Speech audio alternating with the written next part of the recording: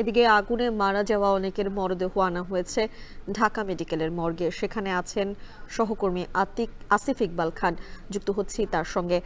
আসিফ, এখন পর্যন্ত কতজনের মরদেহ আনা হয়েছে ঢাকা মেডিকেলের মর্গে, এবং সেখানে নিশ্চয়ই স্বজনরা ভিড় জমাচ্ছেন, তাদের কথাও একটু জানতে চাই আপনার কাছ থেকে।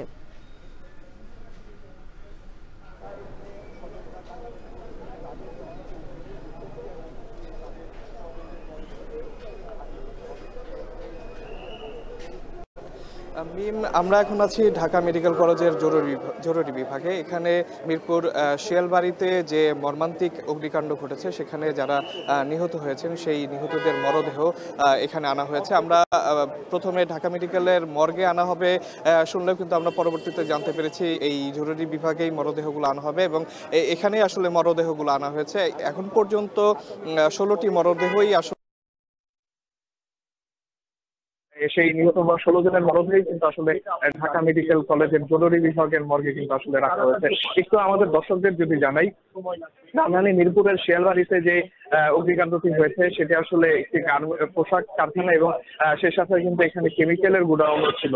তো এই দুই জায়গায় একসাথে দুর্ঘটনার ফলে, অগ্নিকাণ্ডের ফলে কিন্তু আসলে এখন পর্যন্ত যেটি জানা যাচ্ছে যে 16 জনের আসলে প্রাণহানি ঘটেছে এবং এই সংখ্যা আরো বাড়তে পারেও বলে কিন্তু আসলে আশঙ্কা করা হচ্ছে। তো যেই 16 জন আসলে এই দুর্ঘটনায় হতাহত হয়েছে অর্থাৎ প্রাণ হারিয়েছেন তাদের মরদেহই গুলো কিন্তু আসলে এই ঢাকা মেডিকেল কলেজের জরুরি বিভাগের এই মর্গে আনা হয়েছে এবং আমরা যতদূর জানতে পেরেছি এই লাশগুলো বা এই মরদেহগুলোর কিন্তু আসলে শনাক্তের কোনো অবস্থায় আসলে নেই। লাশগুলো শনাক্তকরণের জন্য কিন্তু পরবর্তীতে ডিএনএ সহ যে ধরনের ব্যবস্থা নেওয়া যায় সেই ব্যবস্থাগুলো কিন্তু আসলে এই ঢাকা মেডিকেল কলেজের জরুরি বিভাগের এই মর্গে আনা হয়েছে এবং আমরা যতদূর জানতে পেরেছি এই লাশগুলো বা এই মরদেহগুলোর কিন্তু আসলে শনাক্তের কোনো অবস্থায় আসলে নেই। লাশগুলো শনাক্তকরণের জন্য কিন্তু পরবর্তীতে ডিএনএ সহ যে ধরনের ব্যবস্থা নেওয়া যায় সেই ব্যবস্থাগুলো নেওয়া হবে বলে আমরা জানতে পেরেছি, কারণ এই মরদেহগুলো এখন যে অবস্থায় আছে